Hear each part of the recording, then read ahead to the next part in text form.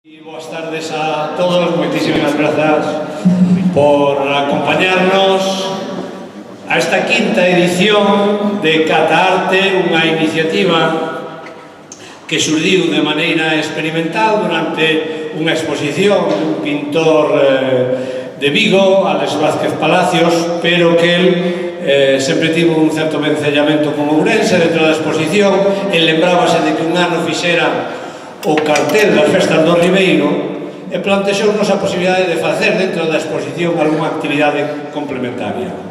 E así, devanando un pouco, pensando un pouco, naceu o de Cataarte, que consistía en catar viños dentro dunha exposición e completalo con un elemento cultural complementario. Pois, hoxe, por exemplo, vai haber maxia, outro día vai haber microteatro, outro día vai haber música de distintos tipos, temos tido desde música de cámara ata música folk, música rock, e iso é un pouco, se me permiten, empregando un linguaxe coloquial, a gracia desta iniciativa, de poder probar viños dos mellores viños do mundo, porque os ribeiros hoxe están entre os mellores viños do mundo dentro dun ámbito cultural como é unha exposición e cunha actividade complementaria a maiores, que neste caso vai a ser a maxia. Eu vou a falar un pouco desta exposición porque paga a pena. Están vendo unha exposición que é posiblemente unha das mellores exposicións que se pode ver hoxe en calquera lugar de Europa. E eu digo sin ningún pudor e sin ningún... non é nin modestia nin falsa modestia. As cousas, ás veces, hai que recoñecelas polo que son. Ven vostedes a magnitude e a dimensión destes cadros que son dun pintor que se chama Xesús Vázquez, que ademais é de Ourense. E posiblemente a meirande parte de vostedes non o coñezan, porque aínda sendo de Ourense toda a súa vida a desenvolveu en Santander, que é onde reside. El naceu aquí, os seus pais eran de Ourense, seu irmão e súa irmá son de Ourense, pero as circunstancias da vida levaron a criarse en Cantabria e logo xa se desenvolveu a súa vida profesional ali. Hai 15 anos se expuxo connosco unha exposición que era absolutamente, completamente abstracta, ainda que ten empregado a figuración ao longo de toda a súa carreira. Era unha exposición donde todos os títulos dos cadros levaban nomes de campos de concentración da Segunda Guerra Mundial.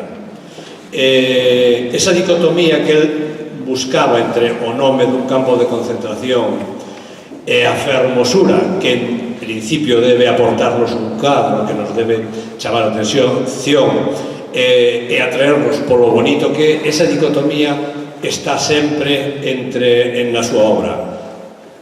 Verán vostedes que son paisaxes, pero son paisaxes extremos, é dicir, son paisaxes no que calqueira de nós duraría 2 ou 3 minutos. Son paisaxes reais, pero en lugares extremos ou inhóspitos.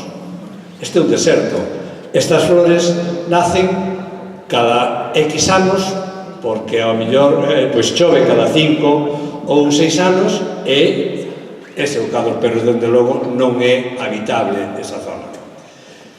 Unha das curiosidades desta obra é que está pintada sobre papel bullcraft. Papel bullcraft é o papel burbulla que moitas veces non veñen nos paquetes e que nos relaxa un montón, pero o papel bullcraft, ademais das burbullas, ten un papel por unha das caras, un papel sin tratar, sin tratamentos químicos, un papel natural, e esa cara, a cara do papel, é a que emprega para pintar. Emprega porque é moi liviana e, sobre todo, porque é moi económica. Entón, é moito máis económica que a un lienzo, que a unha seda, esa é a explicación de. E logo verán que casi todos os cadros teñen tamén letras ou palabras.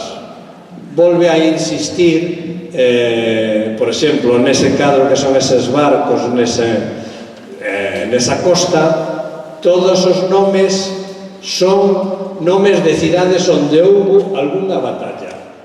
É dicir, volve a presentarnos esa dicotomía entre a fermosura e o mal dunha guerra, o mal dunha batalla, batallas dende o século IV antes de Cristo ata creo que o século VI despois de Cristo. Pouco máis lhes teño que contar. Sí que paga a pena deterse con esta exposición, é algo excepcional. Este autor ten obra, el chegou ao Consello cando xa estaba en marcha e prestoulle un apoio incondicional desde a súa chegada. Para nós sentímonos moi agradecidos por este impulso. Creemos que o sector vitivinícola é un sector estratégico nesta provincia e venceñalo como un elemento de calidade como é a cultura, me parece que nos millora a todos. Moitas gracias, que disfruten da tarde, que disfruten da velada. Cedo a palabra a Juan Casares.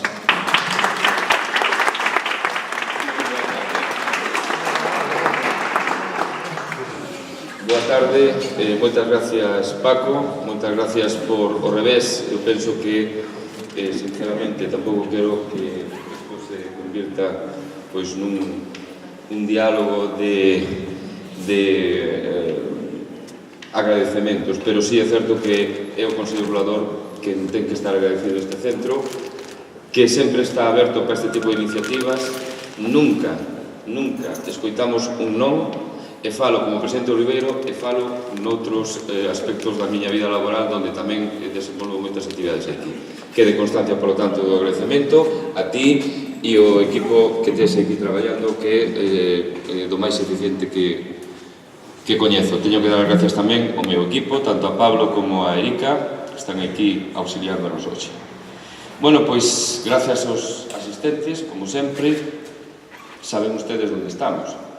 Estamos no Centro Cultural Marcos Valcárcel, pero hoxe non é o Centro Cultural Marcos Valcárcel. Por quinto ano consecutivo isto chamase Territorio Ribeiro.